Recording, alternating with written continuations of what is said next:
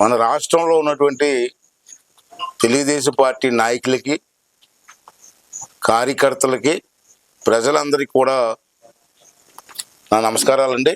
మీకు విన్నపం చేయదలుచుకున్నాను. ముఖ్యమైన విన్నపం ఇది.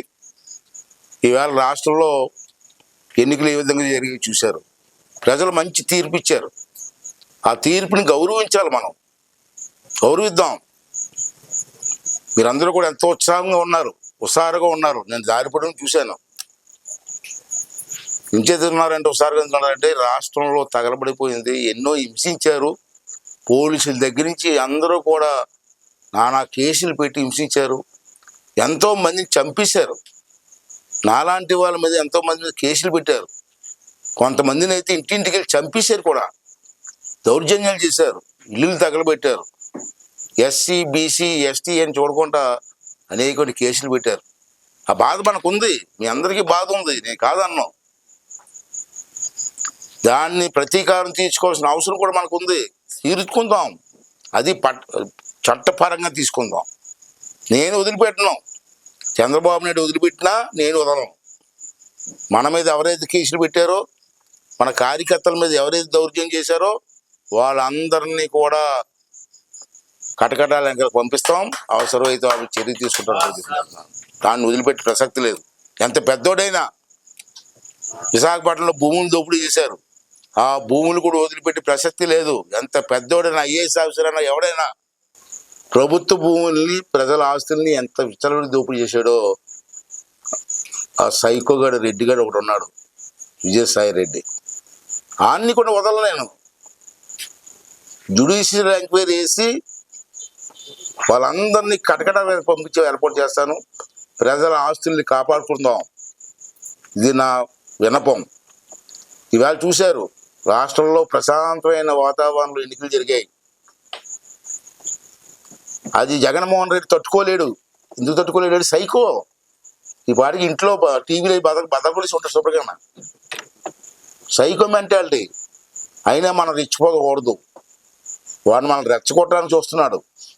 ఈ 3 రోజుల్లో మనల్ని రెచ్చగొట్టి మళ్ళీ మన మీద కేసు పెట్టి కొంతమంది చంపేసి తెలుగుదేశం పార్టీ నాయకులు చంపేశారని చెప్పడం కోసం ప్రయత్నం జరుగుతున్నాయి రాష్ట్రంలో. అందుకే ఎలక్షన్ కమిషన్ వాళ్ళు మాకు మంచి పని చేశారు. 6వ తారీఖు వరకు ఈ ఎన్నికల విషయంలో ఊరేగింపులు కానీ, మందుగుండు సామాను కాల్చడం కానీ, సభలు కానీ, ర్యాలీలు కానీ ఏం చేయకూడదని చెప్పి ఒక ఉత్తర్వులు ఇచ్చారు. అది మన కోసం ఇచ్చారు, మనకు వ్యతిరేకంగా కాదు, రాష్ట్రం కోసం ఇచ్చారు. రేపు రాష్ట్రంలో గొడవలు జరిగి కొంతమంది చచ్చిపోతే ఎంతమంది ప్రాణాలు పోతాయండి? ఇది మన సంతోషం అండి. మనం గెలిచి సంతోషంలో ఉన్నాం. మన కార్యకర్తలు చంపితే మనకు మంచిదండి. వాళ్ళు చంపడానికి ప్రయత్నం చేస్తున్నారు. మనం చూసారు, రాయలసీమలో కొన్ని ఊర్లో పెట్రోల్ సీసాలతో పెట్రోల్ బాంబులు తయారు పెట్టుకున్నారు. ఎందుకు పెట్టుకున్నారండి? వాళ్ళు ఓడిపోతారని తెలుసు. ఇవాళ మన ఇళ్ల మీద దాడి చేసి వాళ్ళని హింసించడానికి ప్రయత్నం చేస్తున్నారు. అవకాశం మనం ఇవ్వడానికి వీల్లేదు. దయించి మీ అందరినీ కోరుకున్న దండం పెట్టి మరీ కోరుతున్నాను. 6వ తారీఖు వరకు మీరు ఎక్కడా కూడా ర్యాలీలు తీయొద్దు, ఎవరితో గొడవలు పడవద్దు, దయించి ఎక్కడా కూడా మందుగుండు సామాను కాల్చొద్దు, సభలు పెట్టద్దు. రేపు 9వ తారీఖు చంద్రబాబు నాయుడు గారు ముఖ్యమంత్రిగా ప్రమాణ స్వీకారం చేస్తున్నారు. అప్పుడు వరకు ఓపిక పట్టండి.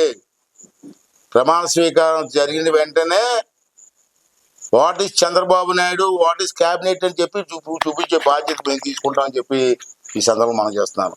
అంటే ప్రజలందరూ కూడా సహనంతో దయించి ఓపికగా ఉండండి. మంచి అవకాశం ఇచ్చారు ప్రజలు మనకి. ఎప్పుడు లేని మెజార్టీ ఇచ్చారు.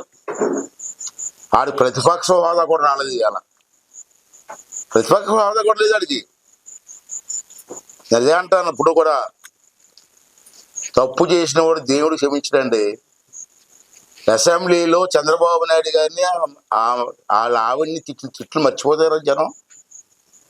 ఆ రోజు చంద్రబాబు గారిని వాళ్ళ ఆవిడ్ని తిట్లు, ఆ శాపమే ఈరోజు జగన్మోహన్ రెడ్డికి ఇటువంటి గతి పట్టిందన్న విషయాన్ని ప్రజలు కూడా గమనించవలసిన అవసరం ఉంది.